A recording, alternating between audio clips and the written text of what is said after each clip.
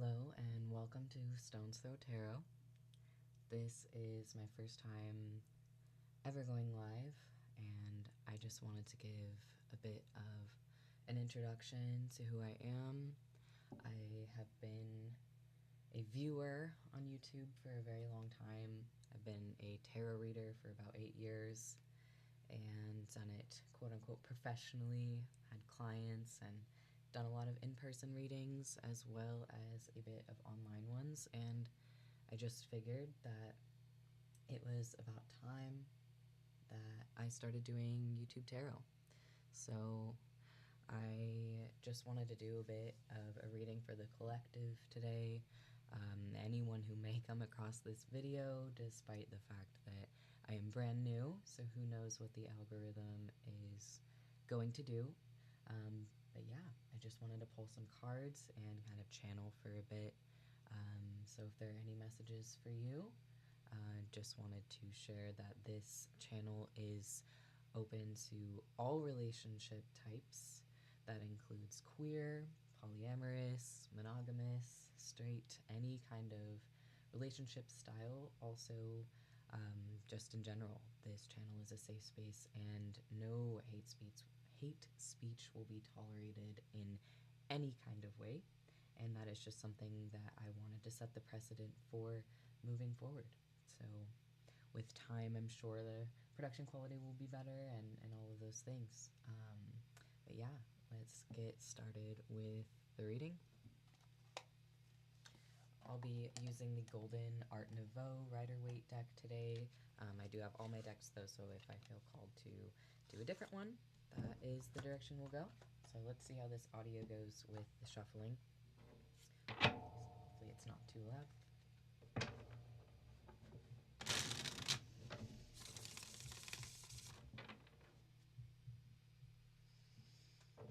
I call upon the spirit guides of myself and others that may be present for this reading,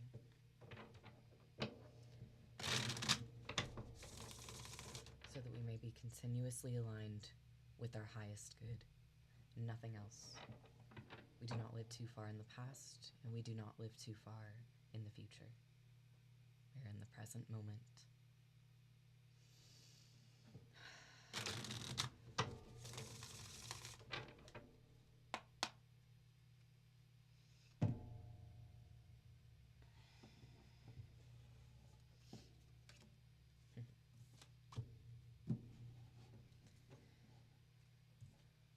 So I am going to put the first card that was pulled out in the center. This is the Death card in reverse. I think a lot of us are being called in this moment to allow things to end. It seems that there is a bit of restriction in regards to letting things end. When I get the Death card in reverse, it's a major sign for me that the universe is trying to clear some things out for us. The Death card is number 13. There are 22 major arcana cards. 13 is in the middle. It is not the biggest ending. It is something that is in the middle, that is clearing space for us and decomposing the things that we don't need in order to be able to move forward and continue the full culmination of our path. So you may be feeling called to let go of some things, but you may also be restricting those things.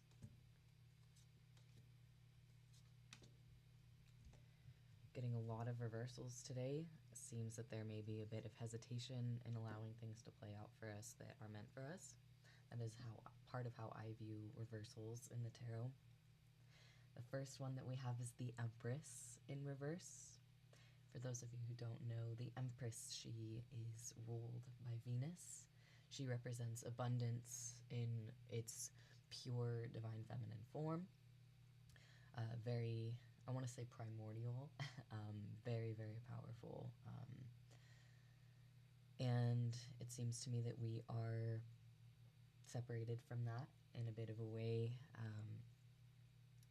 And we're being asked to kind of step into that power, whether, aside from gender, we all have masculine and feminine energies in us. So we're being asked to tap into what abundance looks like for us. And again, paired with the death card in reverse, that would be showing me that we have a lot of opportunity in front of us. We have a lot of fruitful abundance and things in front of us, but due to the restriction and not allowing old things to die out, we are being held back from what our abundance is.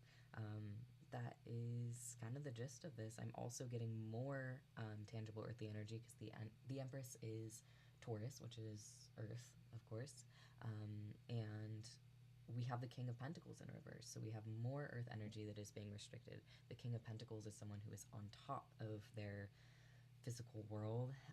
They are on top of their finances.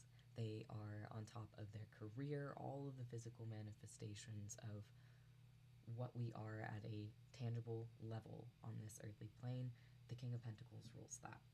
So again, we are kind of out of whack with what is in front of us, and the universe is trying to offer us a lot of things, and we are not clearing the old things out. So you are being invited to clear the old things out. I tend to repeat myself a lot as a reader, so yeah, things can resonate in that way for you. Also helps me to keep on track with the bigger story of things. So the next one that we have is the Three of Wands in reverse. This is, again, that moving forward, and we are restricting ourselves from moving forward, from planning, from the Two of Wands to the Three of Wands, the two being the planning for the future, the three, being the next step in that, and really getting a look at what it means to move forward and to continue on our path, kind of from that view of being up on the cliff and seeing everything that we could possibly have. Especially I say have because of all this earth energy, everything that we could possibly have. And then the three is, okay, I'm taking the first step into that. And again, that is reversed. So a lot of restriction in regards to that. We have the Page of Cups in reverse, more reversals on the bottom. This shows me that there's a lack of kind of like playful open-heartedness, and now I'm kind of getting a little bit of goofy energy going on. So even in myself, of course, we are all reflections of each other, so this reading could just be as much for me as it is for you. This Page of Cups is inviting a lot of us in the collective to loosen up. He has a fish in his cup that's representative to me as a reader of the fish of God related to Pisces. So even though it's kind of this playful beginner's spirit, being open emotionally to what could come our way, it also represents just this really deep ethereal nature of what Pisces is, and being able to understand that even in our playfulness there is always kind of a greater purpose. So that is part of that, but Page of Cups very much invites us to let loose throughout this process, and maybe I'm getting that part of our restriction from our own abundance is also that we are being really rigid, and that we are not allowing the things to flow. Page of Cups having to do with flow. We're not allowing the things to flow in our life, and that is restricting us from moving forward. So if we can kind of open up and we can be more open to the flow of life, much like even this reading, as I'm figuring out kind of, what this means, we are being invited to just allow the river to flow and kind of like the gates to be open. And yeah, I'm getting kind of Eight of Swords vibe, even though the Eight of Swords hasn't popped up. And the Eight of Swords is where we are restricting ourselves. There is a blindfold over our eyes, and we think that we're surrounded by these swords that could cut us and hurt us, but actually, all we need to do is take a step forward and understand that we have the power to take the blindfold off. So I think that with this, we would be able to have a lot more abundance and control over what is happening to us. Again, if we let the old things die and we're able to kind of let the river flow. I'm getting a bit of to be like a cork in the river. I believe that is from a Taoist practice, and a Taoist perspective. If you kind of imagine how a cork flows through the river, there's no saying where you're going to go, and kind of surrendering to that process is something that would really benefit all of us during this time. So let's see if there's anything else that we can tap into, really just to see kind of advice for how to let go specifically, and what that looks like, to kind of expand upon the Page of Cups.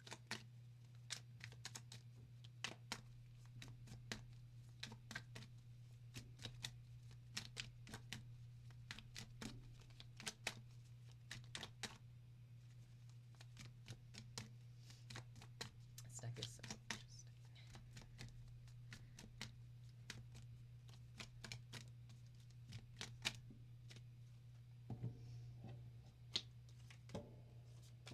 Now we're getting the upright, just one in reverse this time. This is a lot of exciting things. I'm getting the star card on the bottom. We'll put that one up also. I like to put the roots, kind of what's on the bottom of the deck as we continue, to give kind of an overall energy. So we move from kind of this hopeless feeling, and this like, why isn't anything working out for me? Why isn't anything working out for me? Like, what can I do? What can I do? To this feeling of hope.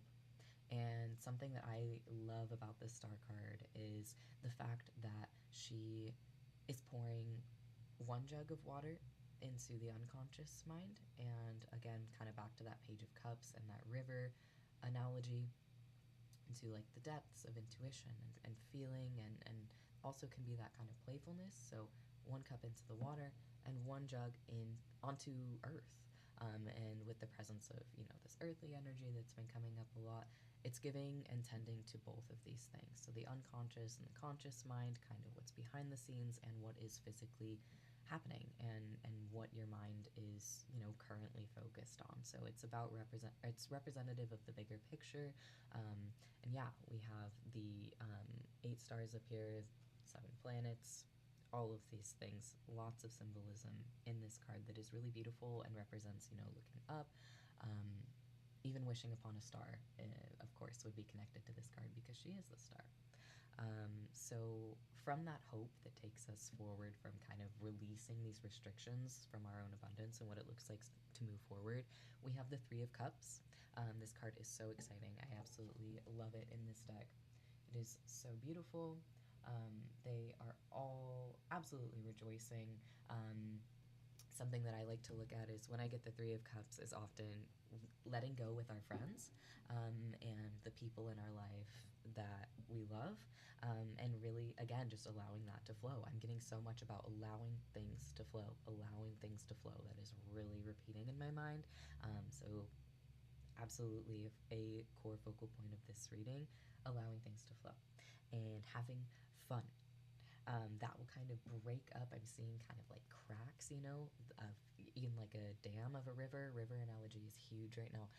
So like hitting the hammer of that in kind of a gentle way, understanding that even with one little tap, we just have to find kind of that right crack in the dam, and it allows everything to flow. I think this also goes next into the 2 of Pentacles and allowing things to flow, finding the right crack, balancing what you're doing. 2 of Pentacles is about balancing. So we may be giving too much to one thing and too little to another, or we may be juggling different aspects of our life. That might be part of the reason why we're feeling overwhelmed. So really focusing on maybe just 1 or 2 things at a time. I'm getting that maybe someone who is watching this feels like I have more than 2 things to focus on. I wouldn't say that, you have to only restrict yourself to, 1 or 2 things at a time, or just in general, but what I would focus on is really just like, what am I thinking about now? Like, what is in front of me, instead of getting overwhelmed with the big picture.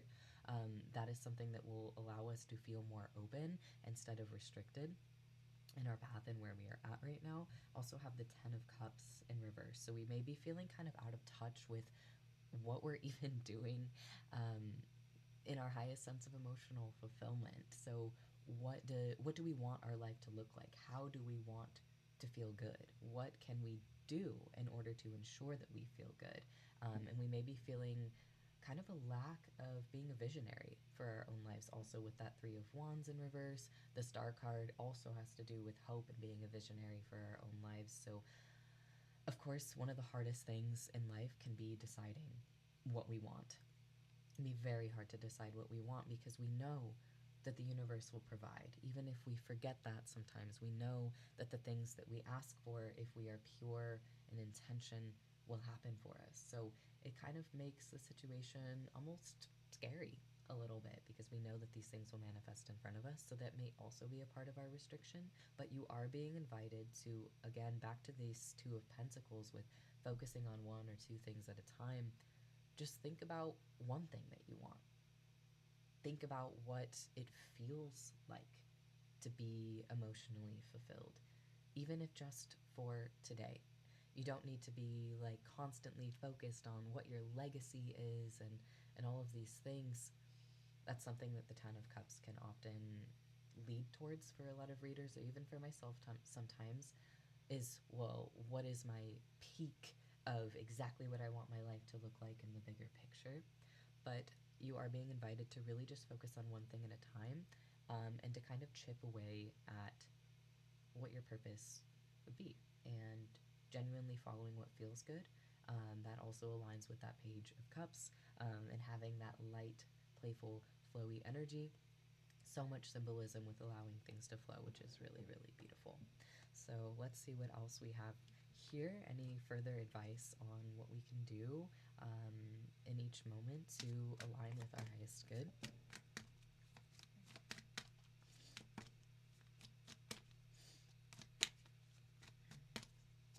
As we wrap up this reading, are there any further messages? Anyone that may be listening to this who hasn't quite gotten a message yet, let's continue on this and see if any words of wisdom can be shared. That was crazy. Oh my gosh. That is incredible. I think we're also being called to pull something from the archetypes after this one. We have the Knight of Cups in reverse. I am not surprised at all. The Knight of Cups comes after that Page of Cups, so again, we're continuing further in the court cards in relation to the cups. So we may be feeling like it's hard to be able to come forth with our own emotions, whether that be for a specific person, or whether this be for just something that we feel passionate about. Then with the Ten of Cups in reverse also. So I would recommend focusing, I'm seeing the Ace of Cups, something that is huge in the way that I look at tarot, is that we must fill our own cup first before trying to give to others. It goes from the Ace of Cups to the Two of Cups. Two of Cups having to be with, okay, now another person is involved. So in the ways that we can show up for ourselves is a way that we can show up for others. So I think that if we want to move forward in any kind of emotional offer or anything that we want to do that is emotionally fulfilling in our lives, we want to ensure that our own cup is full by doing things like self-care, meditating, journaling, really tapping into the depths of what you feel and what you want for your life and how that can make you feel good. So ensure that before you are trying to move forward, you may be feeling restriction, trying to understand why it's hard for you to be able to move forward in this way. Fill your own cup. Fill your own cup first. So, yeah. Now I'm going to scoot these over a bit, and it looks like we are going to be moving forward to our archetypes deck. I also just saw the Tower card on the bottom. The Tower card is kind of like that Death in Reverse card, in a certain way. I connect those energies kind of loosely together, allowing things to fall and allowing things to crumble that do not serve us and that do not align our lives the way that we need them to be. So again, we are being asked to let things go that we don't need. So all right, let's get kind of one last overarching energy for those of you who might have resonated with this reading so far. The Archetypes deck is such a beautiful deck. I don't know if any of you have experience with it, but would absolutely recommend it. Alright, thank you. Oh my gosh. This is absolutely wild. We have the Dead End and the Destroyer with the Vision on the bottom. Wow. this all is aligning with exactly the other cards that have come up. The Dead End kind of pertaining to the Death card, the Destroyer kind of pertaining to the Tower card, the Vision kind of pertaining to the Ten of Cups. So I will go off and read about this, and we will move forward. Yeah, after we get these here. I have this tiny little book here, so I'm sure with time I'll be able to move forward a little bit quicker when it comes to these, so hope we're just kind of bearing with me on this one. Feel free to skip ahead a little bit.